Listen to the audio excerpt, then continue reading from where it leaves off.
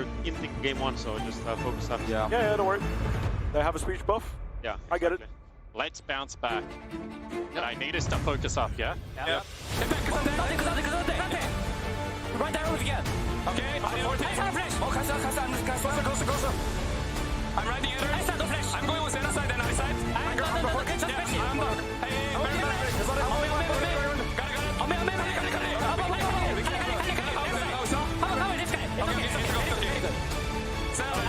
Wow. Nice job, guys. We can do it. Good job. It wasn't going to go any other way than all Late the night way snacks. to 3 games. We need some late night snacks because TL is taking us to a third. Look at my nose. Just kidding. Yeah, TL bring it back, and I think much like yesterday, we saw kind of a complete turnaround when they got their kind of head screwed on right, and then you really see how this TL really likes to win, right? And then it's pretty unstoppable. And I feel like this time you did not see a window in for FlyQuest. Yeah, first things first, I'm just saying 100% game rated world so far. 15 out of 15. It's true. Gotta keep it going for quarters. Yeah. And I was very worried because I was looking at the early game, and last time I thought I knew what I was talking about. And then I asked these guys, and this time around, things were actually fine. They did it. We said that They closed out the early lead. We were like, yeah, I think FlyQuest is done. Yeah. In this. Yeah, and I trusted them blindly. 2 big things. Yeah. One, it's hilarious that the pivot for them it's like the opposite of what we've seen kind of, where the pivot for TL is we're going to UmTi Nocturne. Yeah, 3-0, like, last 3 games he's played all it. right, sure. And then the bigger thing for me actually is the Trist mid pick for APA, because I think you could very much see that he was incredibly comfortable on this pick. It played a lot more into how they want to play those side lanes. I'm not going to say it's meta or something that might help them going forward necessarily, but I do think this is kind of a return to form, and we're picking stuff we're comfortable with, and we're going. And I think we should just look at the things that UmTi was able to get done early, because it has been the case all 3 times he's played Nocturne, potentially because you don't expect Nocturne to be active early, but also because he's just found ridiculous timings on the map. And for what it's worth, when TL is at their best, it's with UmTi making a lot of plays. But also when FlyQuest is at their worst, it's this. This is a FlyQuest classic. Bwipo's behind, they hard force a gank, and it gets countered, and it double kills them and makes the game much, much harder.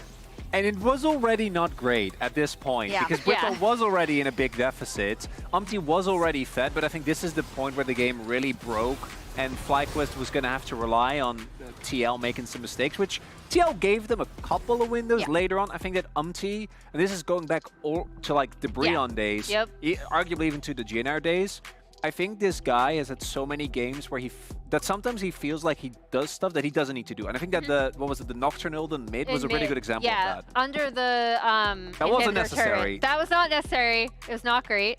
If FlyQuest had a different composition, that might look a lot different, right? If they had like really, really, really hard scaling, that would be a window for them to get back in. But yeah, that's another issue that like going forward, if TL were to advance, I'd want to see them clean up.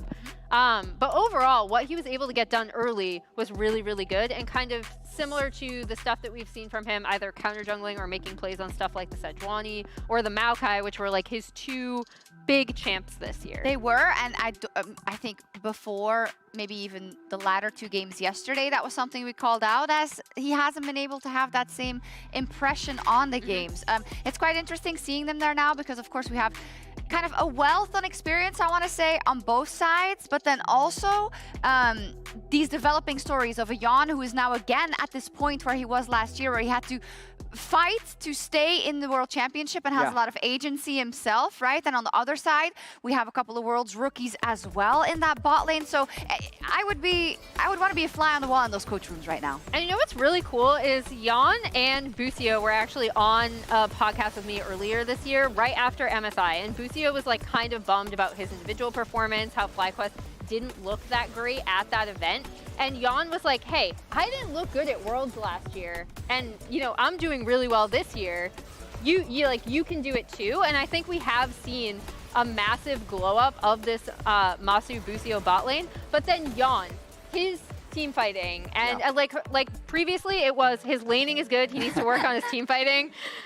Skarner, I love how his headset is just like already off his head. Yeah. But his team fighting has improved well, like a lot over the course of this year. I still think TL as a team have some improvements for their 5v5. I want to know. But Yeon himself has performed really well. But I want to know from the NA pundits, who would you rather face the teams that are already in quarters? And who do you call for this last game? That's a tough one. I'm not going to give you a fake answer, though. Right now, it actually feels like FlyQuest because I feel like their team fighting has been better. Even in this game, down 10,000 gold, they were still competitive in a lot of team fights. But that's not to say that Team Liquid still can't find something because I still don't love what they found in these drafts. This last draft worked because I think, generally speaking, they were able to keep Bwipo down in this game, and they actually played sides the way they did in North America. But, Shocks, this is an incredible North American rivalry. I just want to double down on this. This is the they're about to go into their 26th game against each other this year. That's the most two teams have played against each other this year from any region across the world. The current standings is 13 to TL and 12 to FlyQuest. Oh my. The current kills is 372 to TL and 368 to FlyQuest. They're within 4 kills of each other. It is absolutely fitting that this goes to the last game. It's awesome. I mean, I'm jealous of how close you have these two teams in your region the whole year. They push each other. Yeah, they push each other. And I also love, like, they also don't hold back in interviews. They fire shots. They genuinely want to see the other team lose, right? And that makes a lot of sense. But especially now when it is, I want to be LCS's hope going into those quarterfinals. I deserve it more, and I'm going to fight for it. You can even hear it, I think, in the comms. Like, the amount of pressure, and obviously, you know, with the initial setup, we're having some fun with this, but the pressure that is on these players and how much it matters for them to get this final win, especially when, I imagine, if you're either of these two teams, this has got to feel like it's one of the most attainable paths for you to make. FlyQuest is on blue. Call it. 3, 2, 1, Maurits? I'm going TL. 3, 2, 1? FlyQuest. I'll stick with my original prediction. I'll go FlyQuest. All right, 2 FlyQuest, 1 Team Liquid. Let's head into our last game and find out our very last team going into the quarterfinals.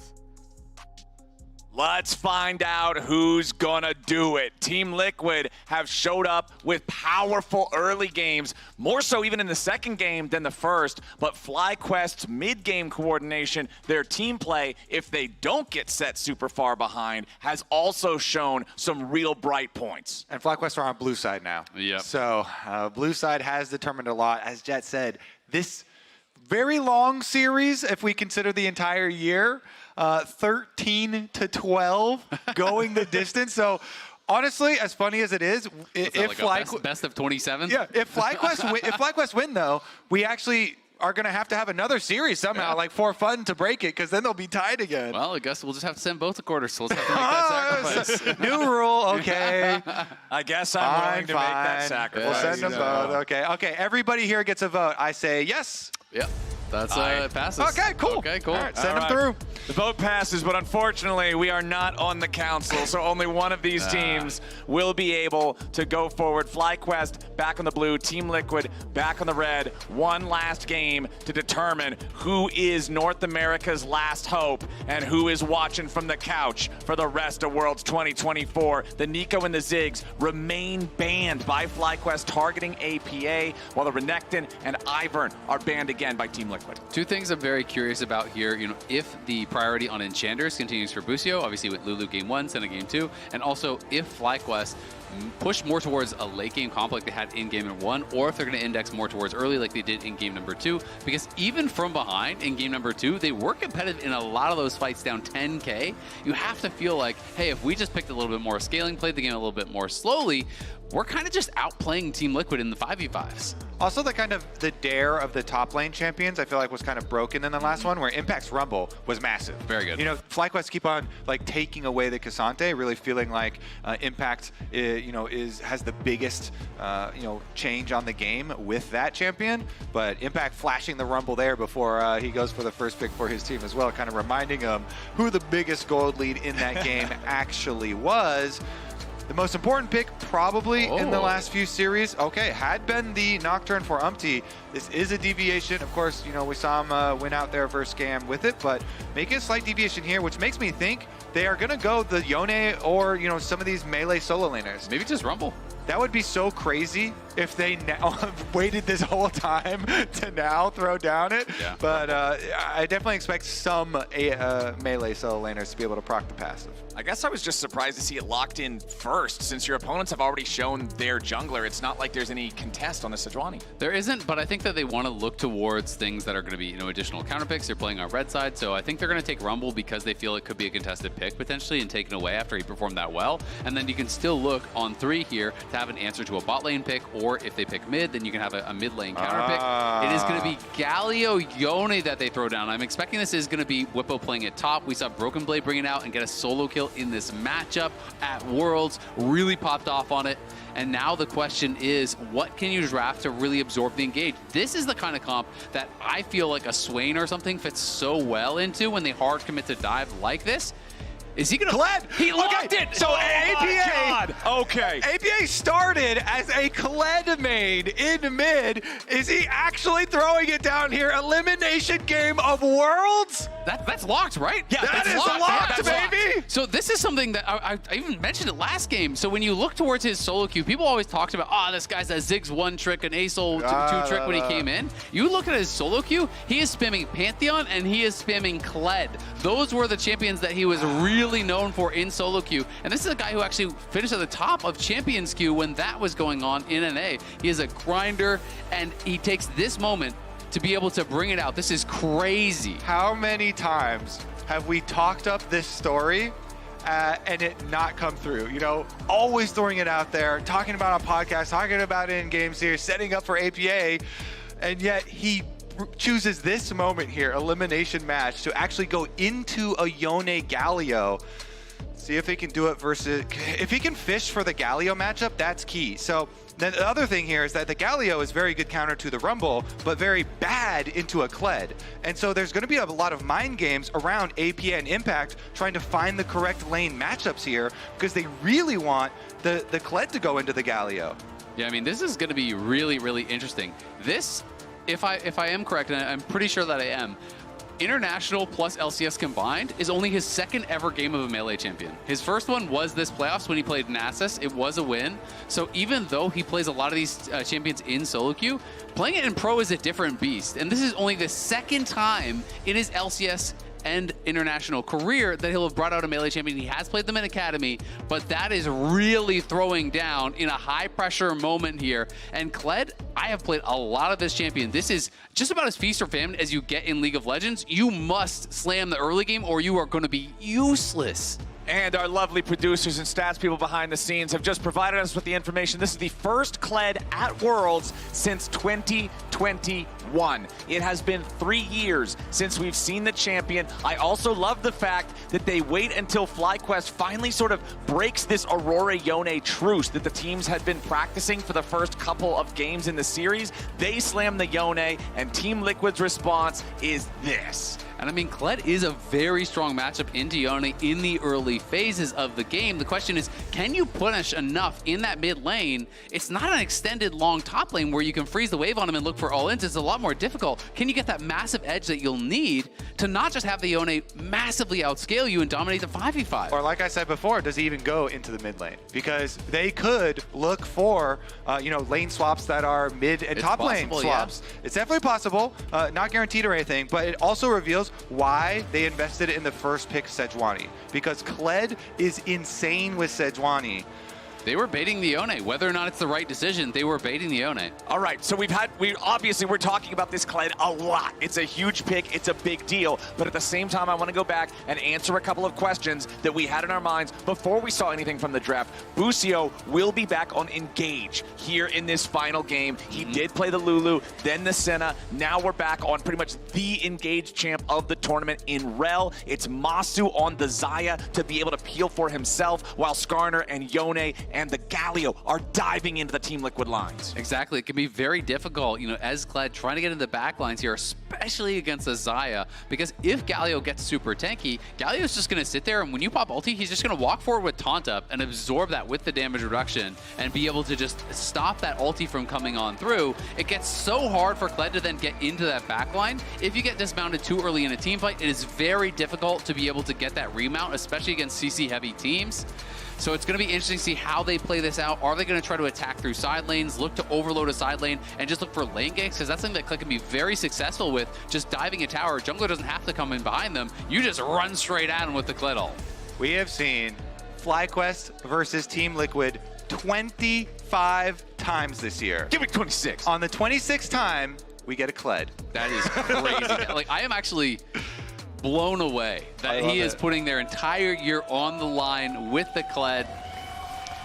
And this is something that is going to either look spectacular or fall flat on its face. I really feel there's almost no in-between for this champion. I've never seen Kled do okay in a game of League of Legends. Yeah, it is so risky, but it's such a fun champion to watch because it rewards aggressive play. You need to be putting yourself at risk by fighting to almost to the death where you're getting dismounts and getting remounts, and that's how you can create these big advantages in those 1v1s. And you can see here the first emote flash by APA this game, the FlyQuest logo at his opponents, letting them know, trying to get in the heads a little bit here. Let's see if anybody's going to give us anything special at level 1 to go along with the spiciness in the draft. It doesn't look like we're getting a whole lot, as FlyQuest are just keeping eyes on Team Liquid a little bit, throwing the ward down right by the Raptor pit.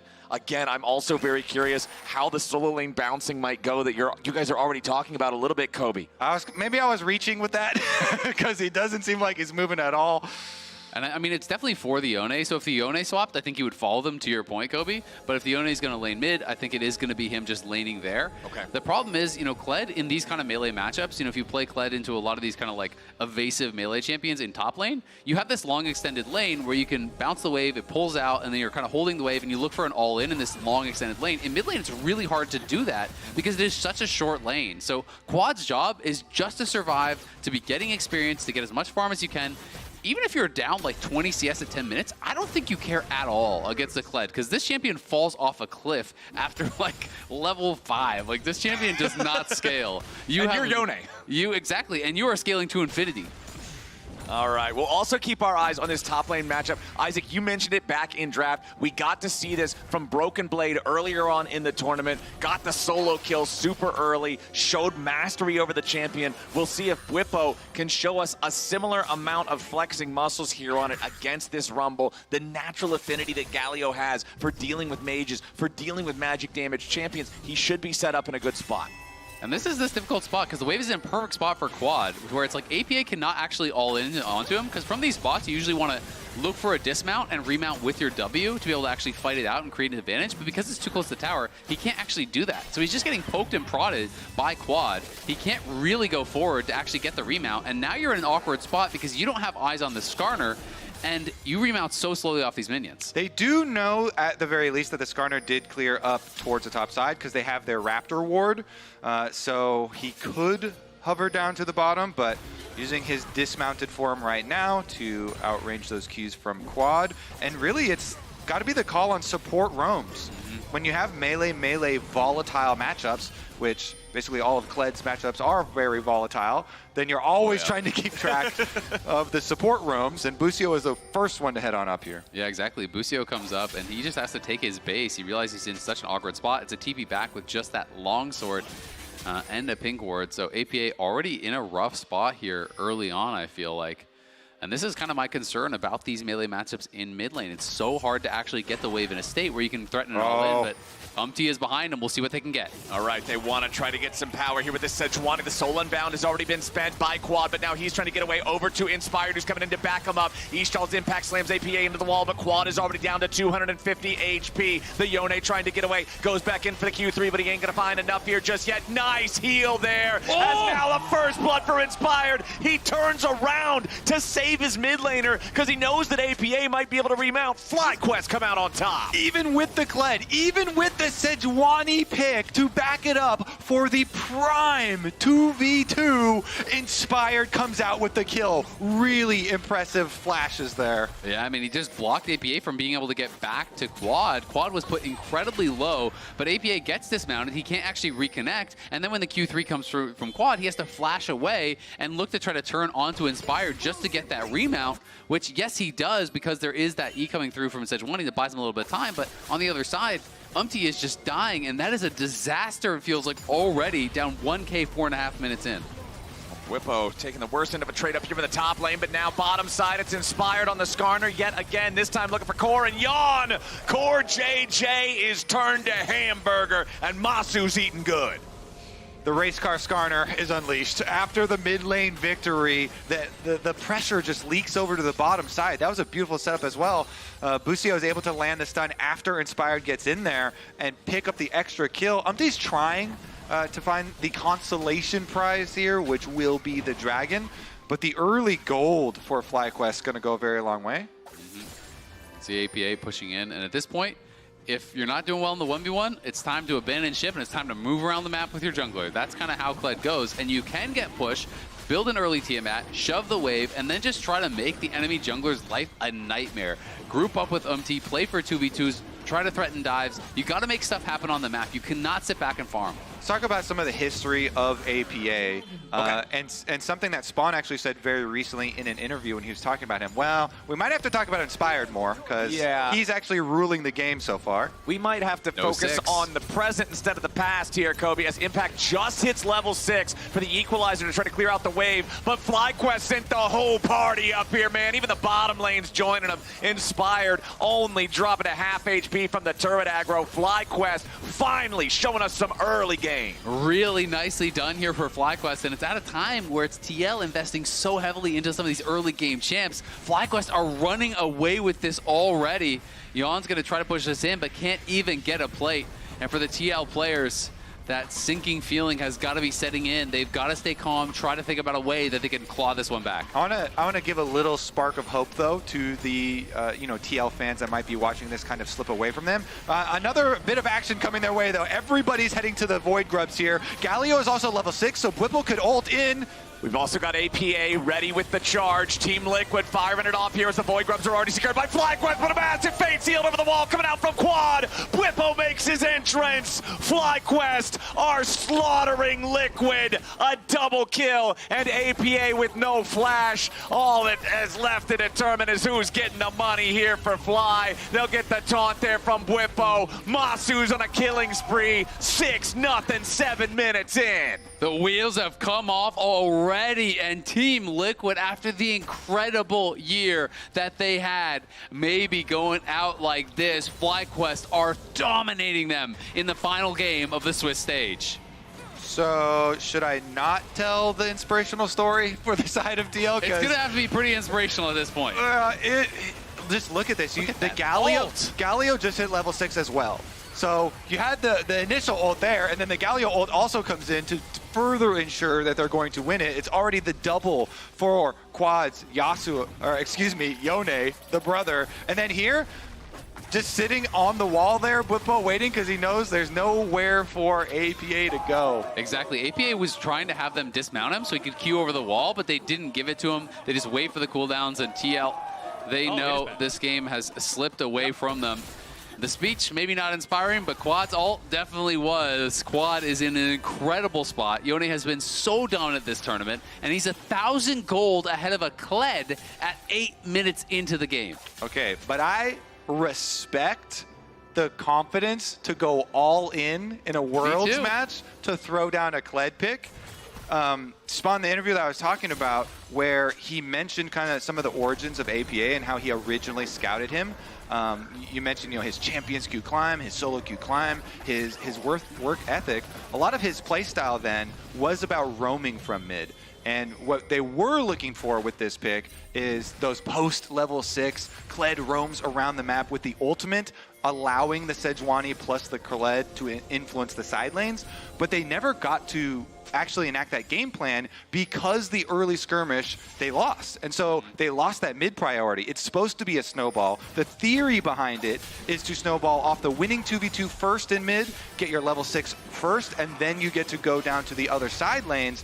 But they never got to that point, and that's why it looks like this. When you're winning 2v2 mid, misses out on that kill by just a sliver of HP, and you fall behind, the snowball immediately turns the other direction. More than a 3,000 gold lead for FlyQuest now as Team Liquid tries to bring more men into the top lane. But look at the wards. They spotted him already walking across it. Now the sweepers come out, but FlyQuest already is well aware, and I think TL knows they must have been spotted somewhere because of how quickly they did back off. At this point for TL, all they can really do is try to overload one side, but they're already getting picked bot. Yeah, Bwipo immediately with a Justice Punch into the taunt. Inspired can use the Impale to bring Impact so far away. There's no chance of escape for the Rumble. All he does is shoot the Equalizer to try to thin the wave, reduce what FlyQuest can gain, but FlyQuest is up 7-0. Yeah, I mean, you draft a mid jungle to try and get control of side lanes, but Inspired is the one who won the fight in mid, and then he's the one constantly roaming bottom lane, making plays for FlyQuest.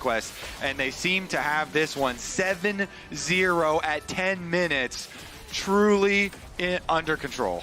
Remember back when we reached the end of regular split in summer 2024 in the LCS, first team All-Pro was 4 Team Liquid players, with Inspired being the only non-Team Liquid player to make first team. And he's showing everybody why in this early game, in game number 3. And he stated his goal is to be the best in the West.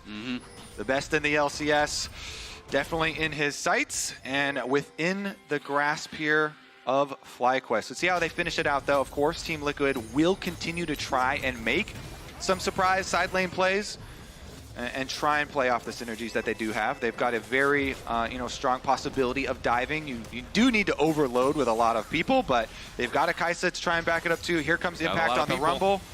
All right, Bwipo staring down the barrel of 4v1. Goes for the taunt, finds it onto APA, flashing back underneath the turret, goes for the Justice Punch again, trying to keep himself alive, but the lockup is too much. Team Liquid, 11 minutes into the game, find their first kill, but it's at great cost. The second set of grubs, along with the tier 1 turret, the first turret of the game in the top lane, going back to FlyQuest. Exactly, and it's solo gold for Massu up on that top side. He is ridiculously fed. He's 2,000 gold ahead when he's down farm over Yeon. That is a monster Xayah that they're going to have to deal with, and they lose all the camps on top side, and they lose all of the grubs as well. That's Rookie of the Year, Massu, to you. Rich man on campus. It's actually so heartwarming, the stories here for FlyQuest members, especially their 2 carries of Quad and Massu, which how much they have grown with this team. And now on the precipice here to move towards quarterfinals. Of course, job is definitely not done. Team Liquid fans, I regret to inform you, Quad now has both Berserker's Greaves and Blade of the Ruined King. The Yone is fully online. APA with his Brutalizer and Tiamat not quite with that first full completed item. No boots whatsoever here for the Kled either. As long as he's mounted, he is still pretty fast. He has one of the higher base move speeds in the game. But as soon as you knock him off that Lizard, he is not going anywhere, man. FlyQuest, 5,000 gold ahead as a team. You already mentioned the plus 2,000 lead for Massu individually. This is a damn near impossible early game for Team Liquid. And this is the really tough thing about Kled, is Kled has to fight his way out of dangerous situations. You can't really retreat. When you dismount, if you're running away, you get less move speed. You have to move towards your opponents to get that bonus move speed. It's all about, being able to constantly scrap. And when you're this far down, it's just so hard to do. But TL, gonna look for Bwipo. I just don't even think they have the damage to kill him. No, not with just CoreJJ and Impact. I don't see how you're going to get through this guy. He's got Hollow Radiance fully completed. He's kind of immune to these 2. Yeah, I mean, you got to try, right? They know they're in a horrible spot, but we'll see if it happens. All right, taunt onto Impact there. Bwipo with a snap trade. Bwipo takes no damage, and there's not really an opportunity for TL to do anything unless they bring down somebody else. Now, Yeon is showing up with Killer Instinct. The Xayah does have enough firepower to deal with this guy, but Inspired now ready to also join. Ishtal impact through the wall, and it's a TP coming in for FlyQuest, looking to make it an even 3v3. Bwipo disengages, and Inspired has the impale onto Impact, who has to try to flash away, but the fade sealed from Quad hits the mark. FlyQuest 1-0 in the 3v3. TL try and bring extra members, but FlyQuest respond. The play took way too long. There's no surprise factor, and APA on the Kled has completed his Profane Hydra. The burst damage is there, but it's just so late in the game. Probably not going to get to see it shine.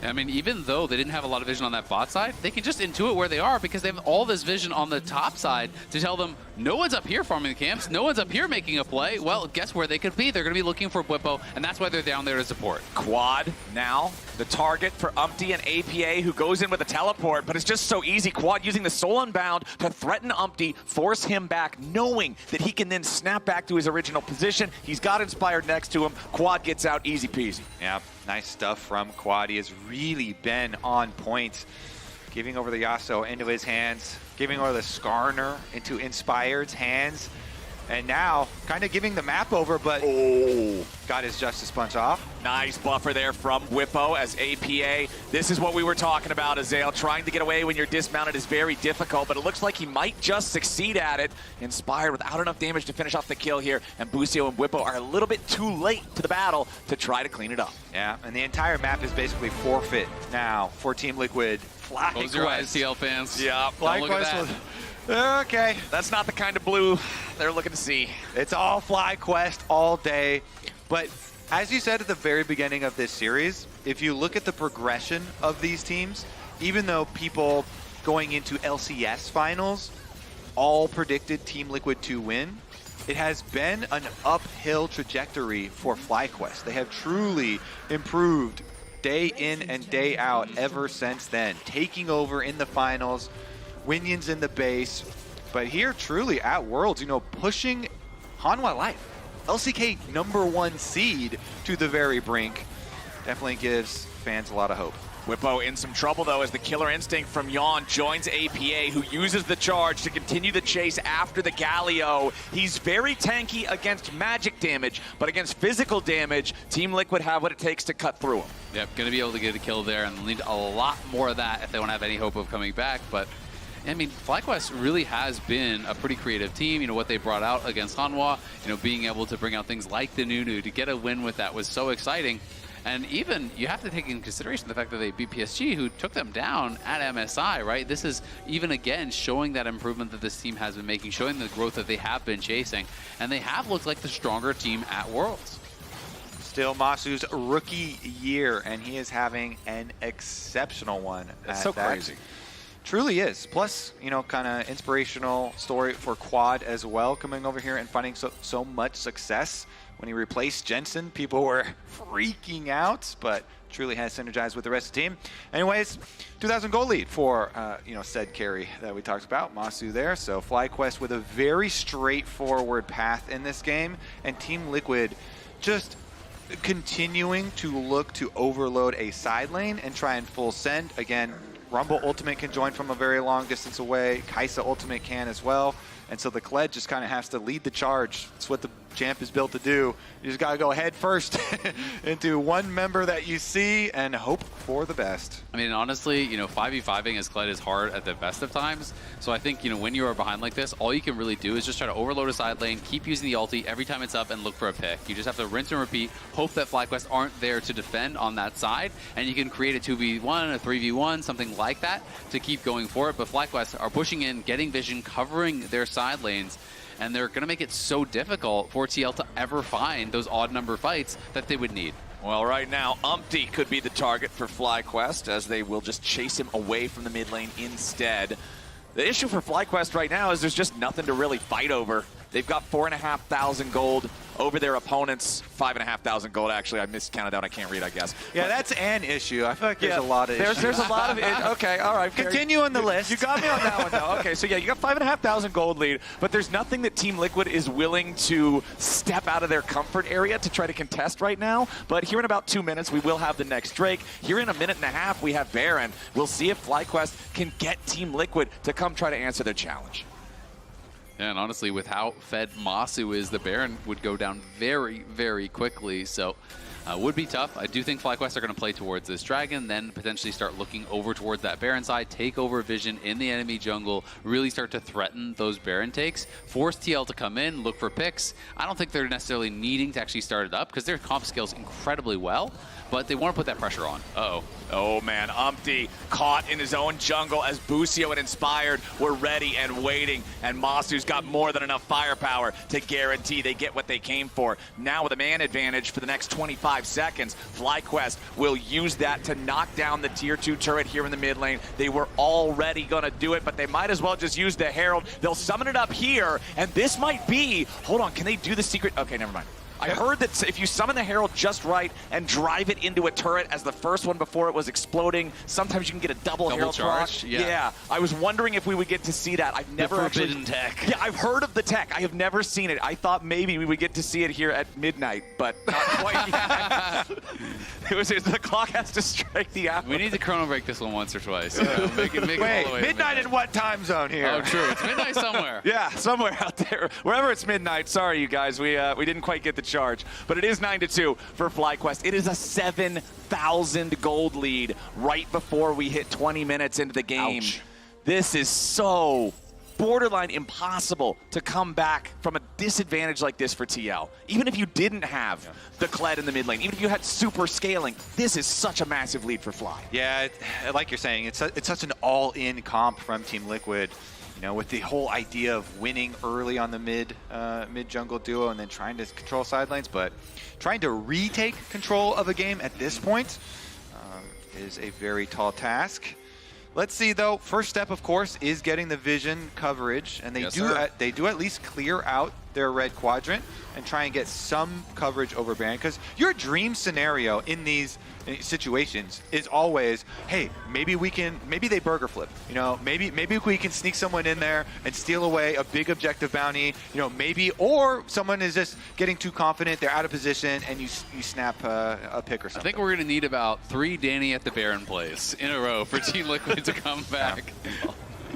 Well, we've got a catch in the enemy jungle here for FlyQuest as UmTi loses 1/3 of his HP. Inspired wanted to join Bwipo, but a little bit too slow to catch out the Team Liquid jungler there. However, FlyQuest continue maintaining absolute control over the enemy jungle. The next Drake is spawned. They will get that for free. They will steal away the enemy blue at the same time. Yeah, because you're trying to look at the item breakpoints and say, oh, you know, maybe when you get Rage Blade on Xayah, but by the time Yeon gets his Rage Blade, you know, there's going to be already Infinity Edge, triple item spike for Massu on the Xayah, and so it just becomes so difficult. No, you got out. FlyQuest. Let's see the control in finishing this game out. That's what everybody is looking at.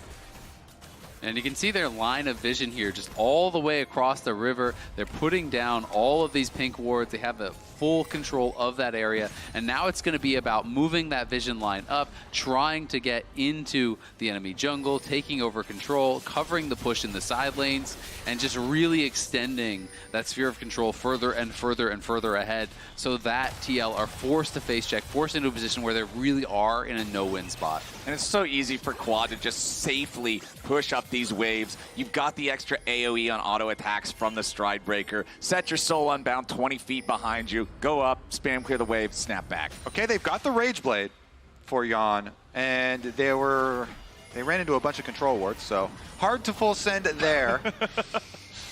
I can feel you amping up there. Like, okay, we gotta. Well, I gotta be honest. Always a glass half full kind of guy. I gotta be honest. I just wanted to see some action, boys. Okay. That's fair. We have been moving pretty slowly here after FlyQuest built their initial lead, and they do have control over that topside river now, but Team Liquid is around the area. And the reason it has been so slow, of course, is because FlyQuest stopped TL's game plan right at the beginning of the game. They kind of did the combo breaker at the very beginning. But here, APA in the side lane trying to make something happen. Yeah, he wants to go after Bwipo. Bwipo using the Justice Punch to trade back against him. And Bwipo flashes out of the way of the charge so he doesn't get hit by that one. And now a taunt coming in, trying to dismount APA. Teleports will arrive, but it's Quad getting himself into the fight first. Jumps in for the killing spree. APA is already dead. And now Impact has found himself in a spot where he's likely to follow. CoreJJ grabbed by the Impale as Inspired brings him back further away from safety. That's 2 kills for Fly. FlyQuest. Nicely done there by FlyQuest. Of course, APA, you gotta try something. You need to try to force these plays, but Bwipo just pulls him down so far until he is overcommitted. The TP comes in, they easily burst him down, and they get CoreJJ to boot. FlyQuest back to the Baron now, controlling this whole area. There's no wards for TL. Look at this. They see nothing on the map.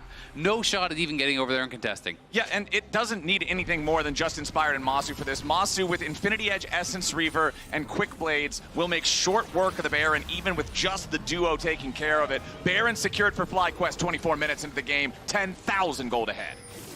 Oh, Impact's in trouble. Impact at the very tip of the fate sealed. Quad's probably just going to kill him here, but they bring in Bwipo to add insult to injury. And now they can deal with the remaining two guys as well. APA's dismounted, but he and UmTi might just live to see another day. Oh, they could probably deal with the remaining 4 with the early lead that they got in that duel. APA got chunked out, dismounted.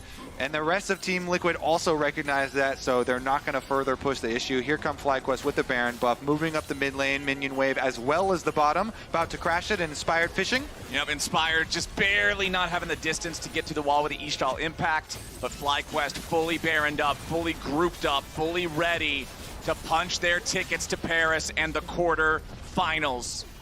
They've got the minions, they've got the Void Grubbies.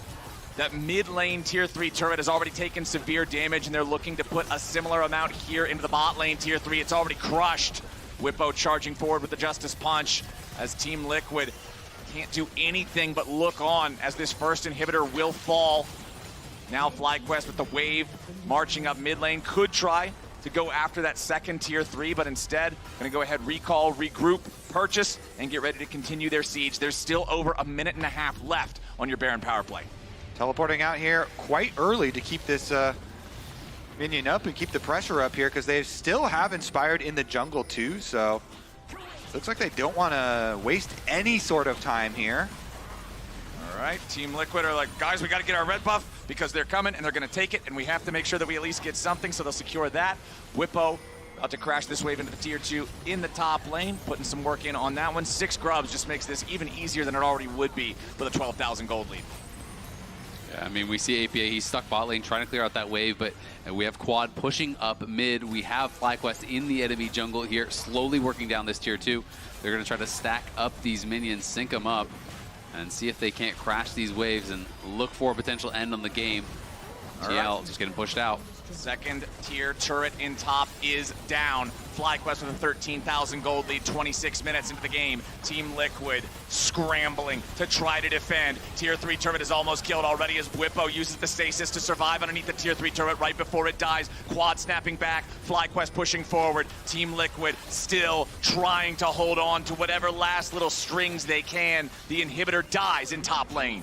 FlyQuest, it's right in front of you. They are so close to moving on to quarterfinals here.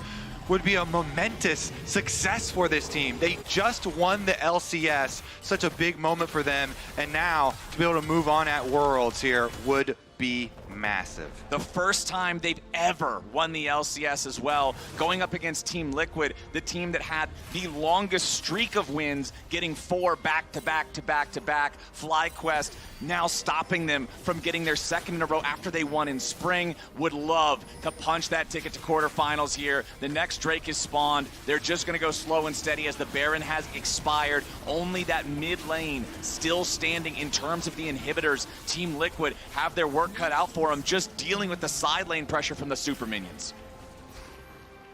Yep, it's only a matter of time now. It feels like TL just haven't found any sort of a window to find a fight, and FlyQuest are happy to just dot the I's, cross the T's, make this slow and painful for TL.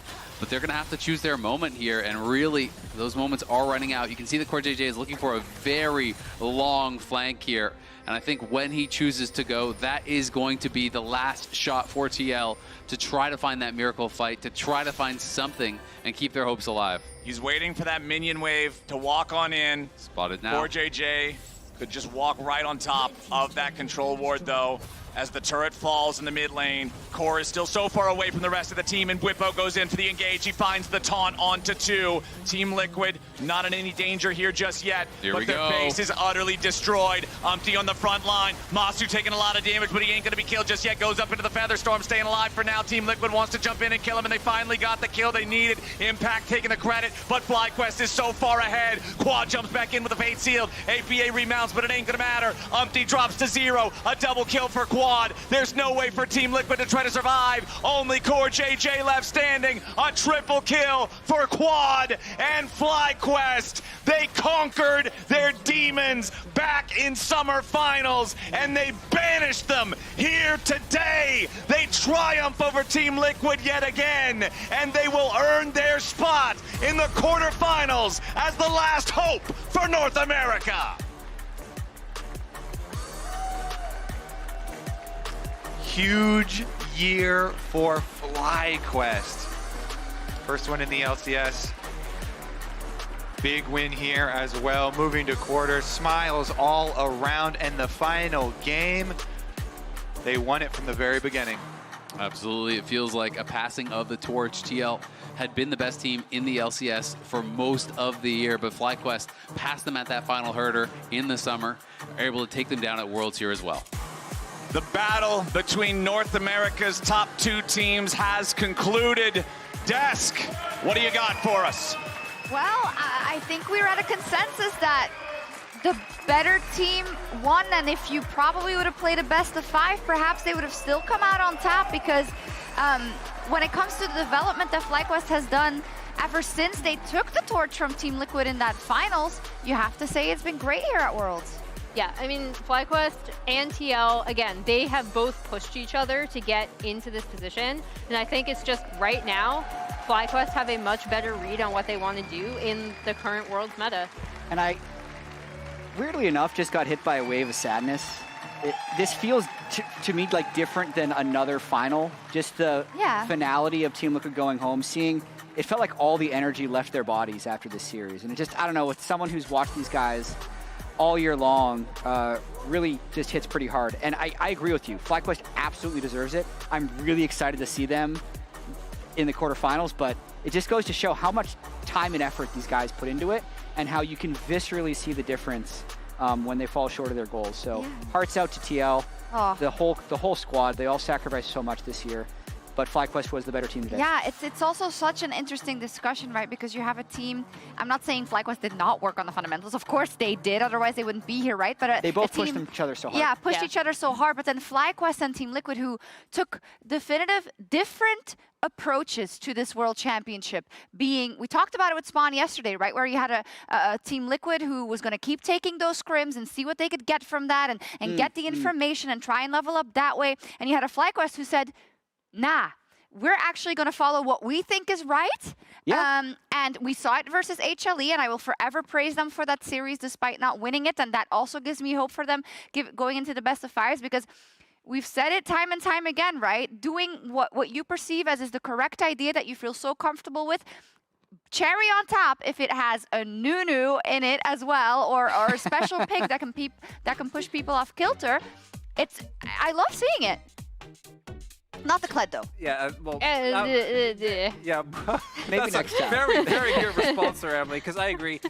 The Kled was always going to be a gamble, and to me, I don't want to look at this TL draft and go, that this could have never worked. But it definitely could not have worked after the early mid-jungle 2v2. Yeah. And sometimes games can come down, and I feel like we talk so much about draft, so much of it comes down to gameplay, but the further we get into the tournament, the more I feel very confident that not being able to play Yone, and we saw this earlier at the top of the day as well, where it was a really big problem for Showmaker, not being able to play Yone the way that Quad just did is a really big detriment to making it further into this tournament.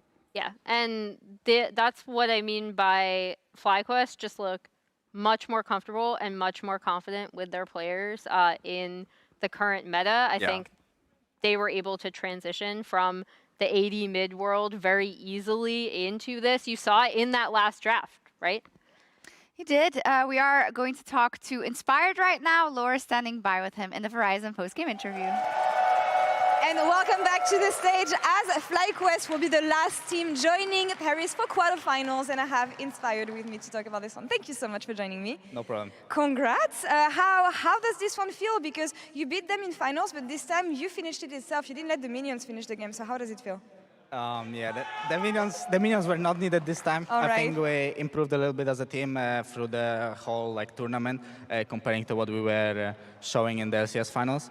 And I mean, overall about the game, I'm happy we won. I was expecting that we're gonna win, but it doesn't feel as rewarding because we honestly didn't really beat a single Asian team in the series. But I loved the draw, so I'm happy we'll make it to quarters, and we'll try our best there. All right. I mean, at least there was one Western team liking the draw, so you got to take all the luck you can get, Inspired, because it hasn't been easy, and I know that there's been a lot of discussion around the draw, the luck that you can get, but ultimately you fought to get there, and you're going to be at quarterfinals, so I feel like it's mostly about the improvements that you get made as a team.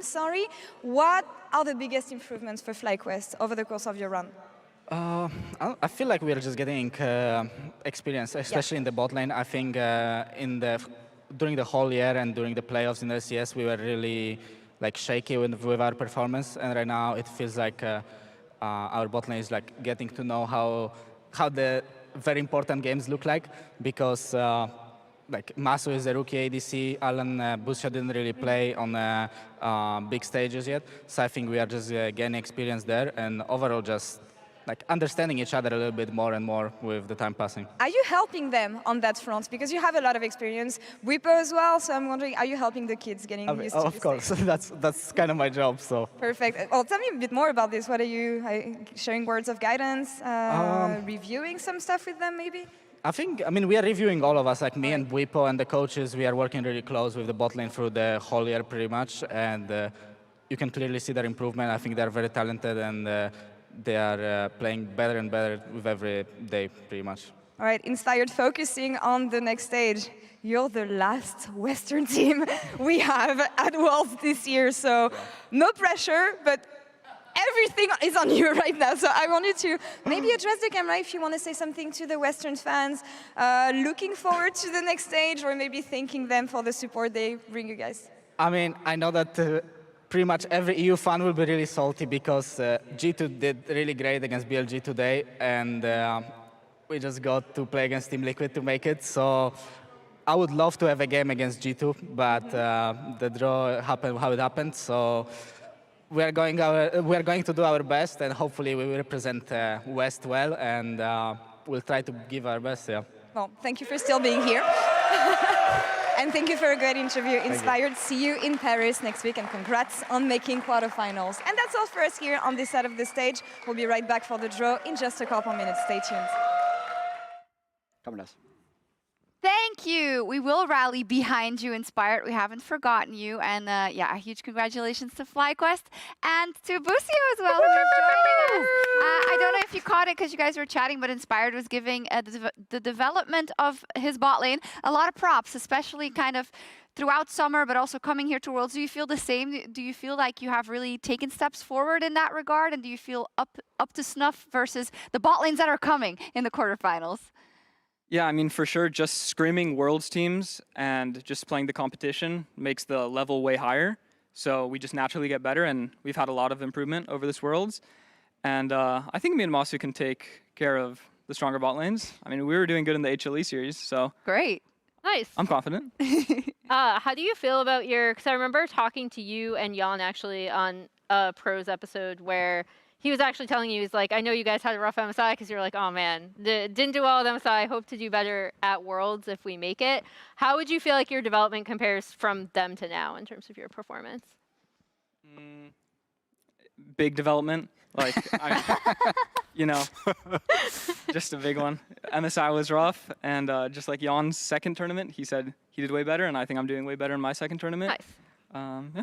Yeah, it's kind of crazy because I remember Papa Smithy tweeting after you guys won the trophy about how he had a really long call with you, and this was years ago already, about kind of, would you consider going to support? And now you're doing from the support position something that many LCS pro has tried to do, and you succeed. And yeah, the BS about the draw, you can only beat the teams that are in front of you is how I see that, right? Do you kind of realize what big of an achievement you have made and what a risk you had taken back then that is paying off so tremendously right now?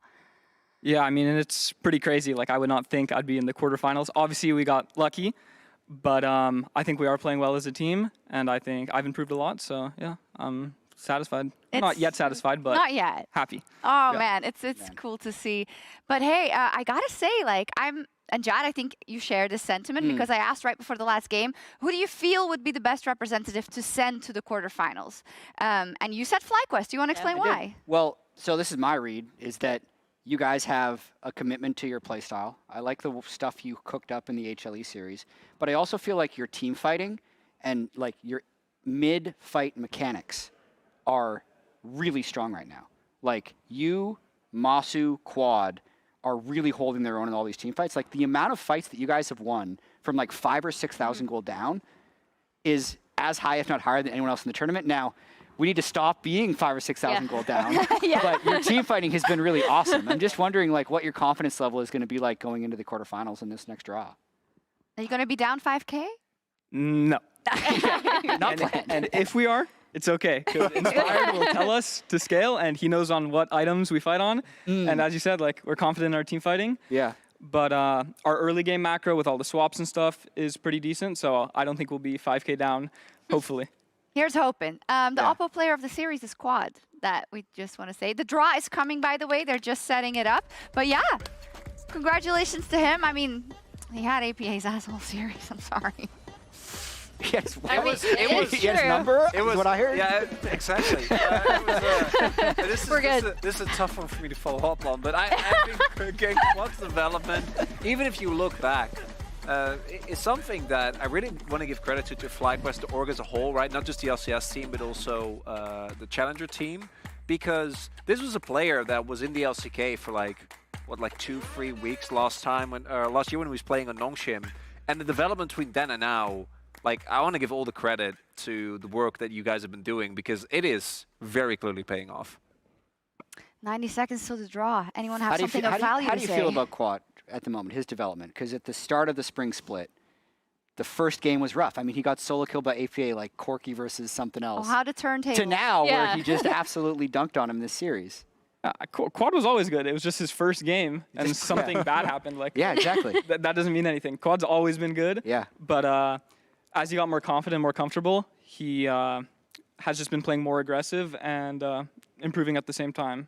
But he's always been good. Yeah. All right, 1 minute till the draw. Tell me a dream matchup. Anyone? I want Fly versus Bwipo? LNG. LNG? That's the draw. I saw the way TL pushed them. I feel like they've had a long time off, so they haven't had as many reps as someone like FlyQuest, who smartly waited until the last round to make sure for a number of reps. I just want a nice spread. You know, I think that's something that we can all agree on collectively. About your horror bracket yeah, before. but Jenna actually did some. I don't want to talk it into existence. we don't want to speak it. Yeah, but well, that starts with that. But there is a lot of same-side region matchups that I hope we can avoid. Indeed, and we're going into the draw. I am really curious to see who FlyQuest is going to play, and of course, how everything is going to pan out for our knockout stage. And welcome everyone to the World's 2024 Knockout Stage Draw Show. I'm Laure, and with the Swiss stage over, Bwipo Gaming, BLG and FlyQuest are the 3 teams advancing to the knockout stage in Paris. And with me today, we have Malu from Riot Games, tournament official, to help with the draw. Malu, what happened yesterday? Yeah, like the rest of Europe, I guess. But anyway, our 8 quarterfinalists are set, and they have been divided based on their results in the Swiss stage. So the first pillar here consists of teams that went 3-0. The second pillar consists of teams with a 3-2 record, and the final one has the team that has finished with a score of 3-1. The matchups in the knockout stage will be based on random draw depending on each team's record. 2 of the 3 O teams will be drawn onto the opposite sides of the bracket where they will be matched with 3-2 teams. And the remaining 3-2 team will be randomized with the 3-1 teams, and those 4 teams will be drawn from a single group to complete the rest of the brackets. Our 3-0 teams are LNG and Genji. Now, Malu, would you please draw the first team?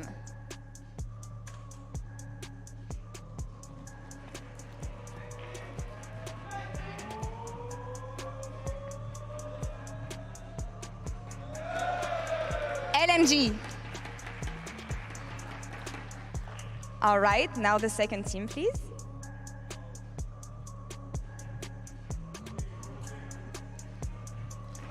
And it is Genji. And now we're gonna go to the opposite side of the bracket, who will be from our 3 and 2 teams, Bwipo Gaming, BLG, and FlyQuest. Now, Malu, you can proceed with the first team.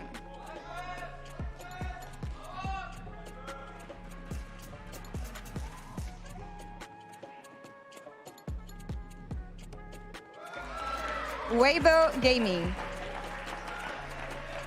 And they will play LNG. Now Malu for the second team.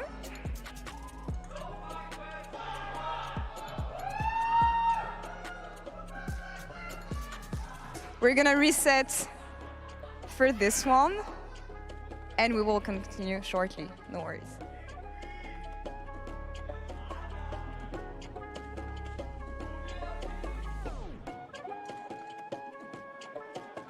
Are we good? All right, Malu, you can draw an opponent for Genji now.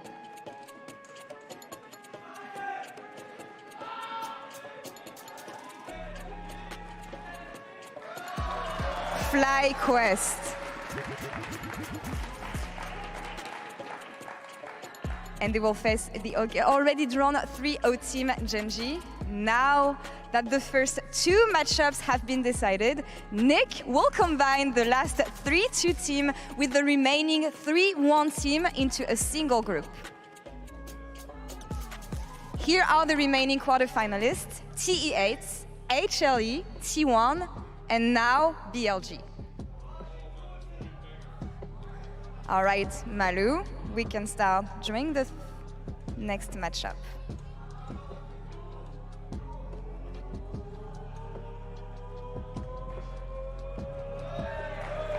It is Hanwha Life Esports. And they will be facing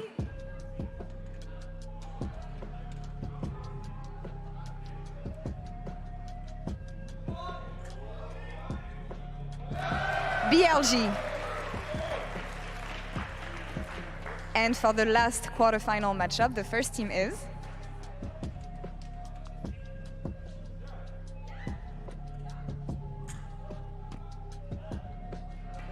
Top Esports. And they will be playing against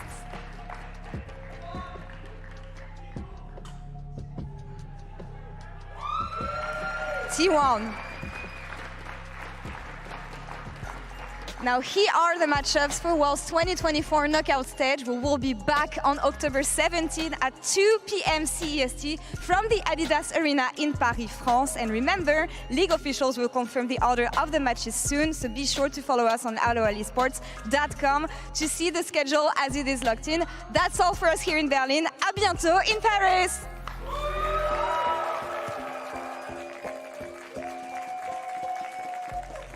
Thank you, Malu. You made a short, you came back for a bit. We needed you yesterday. And what you also did is you drew FlyQuest into Genji. You killed Jet. Yeah. Jet's gone. Oh He's my dead. God. Who's excited to see Bwipo LNG they were again? due. FlyQuest was due. To be fair, it's like, yeah, they were, I think that makes sense. Because of the well, actually, no, if TL would have made it, I feel like they would have been due Genji. But FlyQuest actually had They took hard a game opponents. off HLE. They played well against Yeah. D+. They did. They can take a game off of Genji. There we go. That's where my expectations That's the are spirit.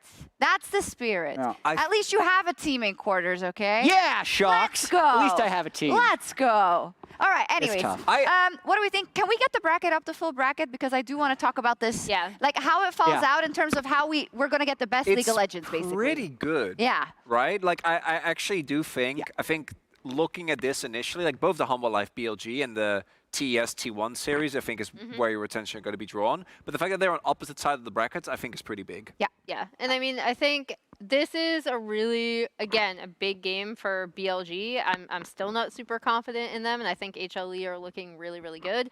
TES versus T1 is a banger. I can't wait for that. And then I'd like to sell some people on LNG Weibo just because I feel like these two teams have still changed a lot. When we saw them face each other in the regional qualifier, it was right after Weibo had played in the finals against BLG. So that's one of those series that you kind of don't take as heavily in terms of what it's going to reflect for these teams. So it's been a while since we saw LNG, and a lot has changed since their initial meta adaptation, which I did think was really interesting. So now having to go up against a Weibo who's had a little bit more time on this patch on stage is going to be really Weibo interesting miracle for me incoming. As an LPL enjoyer. Yeah. I mean, it's a pretty darn balanced bracket. That's right. Like, the fact that we have the two MSI finalists on different sides with Gen.G, BLG, the #1 seeds from both regions going into the tournament are playing in round 1, which is pretty crazy, HLA, BLG, but that's just because of Swiss performance, so it makes sense. Well, not only that, like, the Hanwha Life top side left Gen.G, I think, in large part. That the reason Gen.G broke up was because of what BLG did to them last year in quarters. Yeah. Like that Peanut and Doran facing off against It's actually a pretty good bracket. It's a pretty good bracket. That's a fire matchup. Yeah. It's HLE is going to have to pull a T1. Yeah. They wanna. Yeah. It's crazy. We do have a couple of more interviews to get to because we, of course, said goodbye to two of our Western teams today. We're going to start with the interview that Laure recorded earlier with G2's coach Dylan in the Verizon postgame interview. And welcome back to the backstage area of the studio with Dylan Falco this time around. Thank you so much for joining me. I'm sorry the season is ending like this. Obviously, it's not what you guys have expected, but any first reactions on this series from your side? We're pretty sad, pretty disappointed. I still feel like I work with a really talented group of players and a really strong team, and just falling short again of making the top 8 at Worlds is. It just sucks, and I think we showed a lot of good gameplay this Worlds, but I'm sure if we were a bit better, we would have made it. So. Do you think it's just a matter of being better at League of Legends and not maybe, I don't know, I know it's a difficult question, but maybe working on outside of the game aspects with the team, and I know it's really hard because it's just super fresh, but maybe it's not just League of Legends because we saw that when you guys are at your max, then you're unstoppable. No, ultimately, I think we do a great amount of work both in and out of the game to try and be the strongest team in the West or the strongest team in Europe.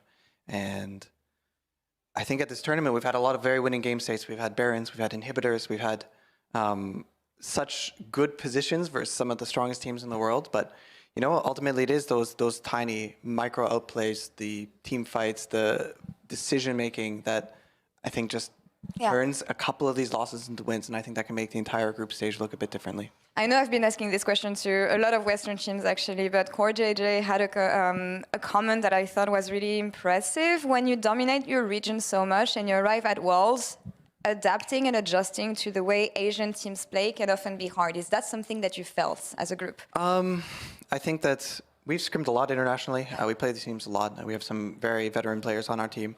So I don't think of that as much. I think this year's meta at least was very dynamic. There's like so many crazy flex picks and aggressive picks that go in with like the Nocturne and the Aurora and all this sort of stuff. So that definitely was a big challenge, but I think we came up with some cool solutions for sure. Any last thoughts and comments for the fans and the EU fans? Yeah, just know that we're just as disappointed as everyone else. Even if we didn't make it out, we still think we're probably one of the best teams in the world. But ultimately, if we can't close the winning situations and we fall a bit short, and that's how it goes, okay? Dylan, thank you so much for coming today, and thank you for this season. See you next year. Shocks, over to you. Absolutely. Thank you for this season. A lot of learnings. We don't know what's going to happen, of course, but you know, when a team is together for this long and then you don't hit your goals after so many days, who knows? But I think they can be very, very proud. Like, they didn't steal anything, and I think people are seeing and saying that as well. A tremendous performance that just wasn't, they didn't have the percentages to close out the games that they had to, and that's what it comes down to. And a draw. But we do also have our exit interview, unfortunately, because Team Liquid is no longer with us, and Xayah is standing by with APA. Hi there, I'm Xayah here with APA immediately after their loss against FlyQuest. Unfortunately, does mean you guys are eliminated. Obviously, a heartbreaking end to what was a really strong year from you guys overall. Tell me a little bit about this series and what your guys' preparation was coming into it. People are obviously going to be wondering about the Kled, and people are going to be wondering about a lot of the early game focus that you guys had. Yeah, or at least going in from draft perspective, we knew that FlyQuest weren't really a good Aurora team. In all reality, neither are we, because we didn't show that much priority on it as well.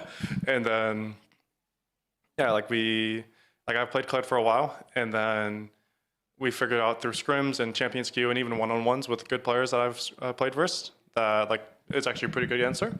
And then, yeah, it ended up not working out too well apparently. What do you think, you know, went wrong in this series overall, right? You know, because you guys obviously did feel like it had a lot of focus on kind of early game comps. You know, you look back to game one, there was the Jhin comp where it was kind of struggling to really punch through the tanks, even with the big advantage. Was this something that you guys just really wanted to emphasize, or what was the kind of thought process? Well, it's not even like we were super early game. I think FlyQuest itself, or themselves, are just like a pretty bad early game team. And then the way they play side lanes is very unique to them. It's like a very FlyQuest thing. So the best way that we wanted to play was we would go like small map and then all base and small map on the bot side and keep like ping-ponging it back and forth, which is similar to what FlyQuest does. And then it's pretty much like if you fall behind even a little bit, it's very rough. So like that's what happened kind of in game two. We just kept like hunting inspired, and it did work out really well. But then honestly in games 1 and 3, just, you know, it's honestly my lane didn't go as we hoped. So yeah, just the series ended up being rough, like at least from my perspective. So having been eliminated from Worlds, how do you reflect on the year as a whole and you know, Worlds as a whole? Because obviously there was such high expectations, so many hopes I know that you guys had, that people had for you. You know, you almost took down T1 at both MSI and EWC. You almost went undefeated in the summer split. You know, what does the year kind of mean to you now that it ends like this? Well, it's definitely, just to be blunt, it feels really trashed and like this. But overall, honestly, the year was really good. You know, like we won a split, we went undefeated for like 2.5, 3 months, somewhere around there.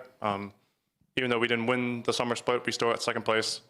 I think we had like respectable showings in internationals, like going out 2-3, of course, like it's no quarters, it's no semis, but it's not like a, you know, teams have done much worse from NA. Of course, yes, we have, unfortunately. What do you think it was that went wrong kind of, you know, in these big games towards the end? Because it felt like you guys were so successful in that earlier in the year, but, you know, Summer Championship, you guys fell down, and then you were very close against both LNG and Bwipo, but fell there, and then again here. To be honest, I'm not totally sure about like where it kept going wrong, because like you said, I do think this team does have something special. You know, hopefully going forward, we'll continue to remain as a 5-core. So like, you know, I think we had a successful year so far. Could be much better, of course, but I think we'll, especially me, but I think the entire team will just take this, you know, generally just take this in stride and remember this feeling to improve for next year.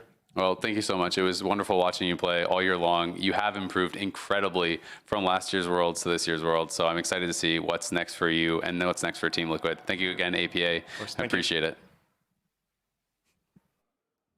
Yeah, oh God, it's for TL, it's just such a, it's so frustrating, I feel, because yes, I mean, you end up in the same position like you did last year, despite all the market improvement that you have. And I get afraid that people, and I think we've talked about this already, that people will just only remember the last thing they have seen, which I think is incredibly unfair on all that roster has done. But that's, I guess that's how the cookie crumbles, right? That's just how it goes. That's sports. That's sports.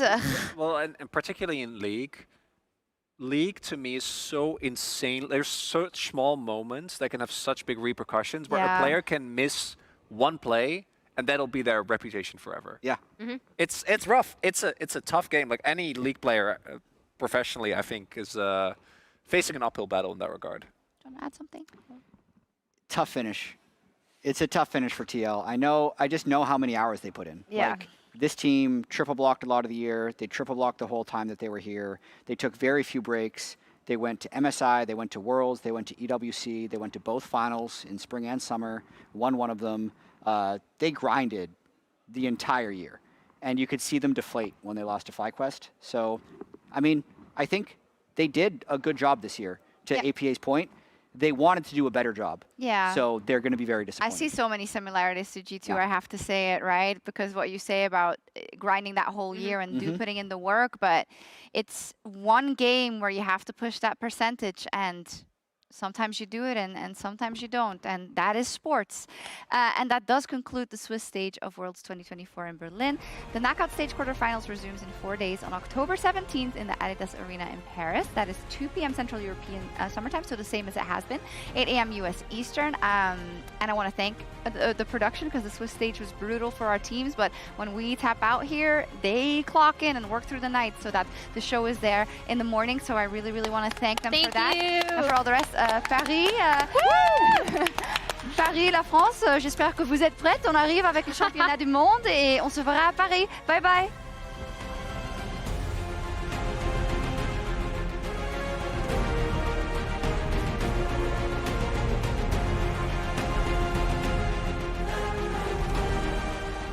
Going to get down. The Tempest, the Q not going to connect, and it's Lucid that's caught on a trap. First blood, it's a disaster for D+. Very nicely done on the exiters. There is Showmaker, look for the pick and he'll find it. Aiming tries to get in there, gets one of them back, could be another. The flash out of the way, the headbutt is gorgeous. Setting up for some sort of engage angle as there's the ulti. They've caught Showmaker and he just explodes. Win the last game is now between worlds come through once more. That is going to be the Magnus on bullet time, and then just cut down where they're standing. One last Nexus turret in front. Lucid, can he do it alone? The answer is absolutely not. He takes down Tarzan. Bin is here to turn it back on. Quickly going over the wall. The blast code does not matter. BLG.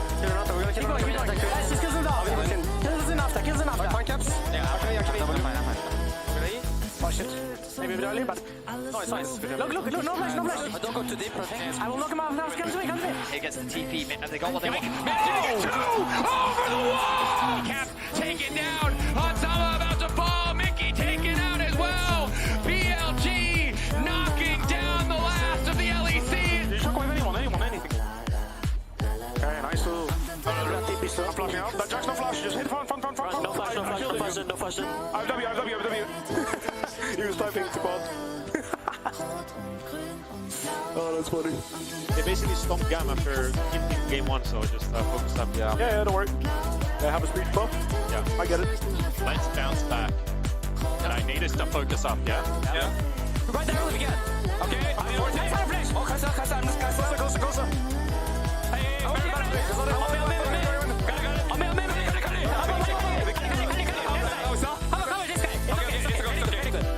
nice shot, guys. We can do it. I have bomb soon. I have spell soon, okay? E, W soon. Yeah. We're going to fire this, baby. Nice, guys. We're going to quarters, baby.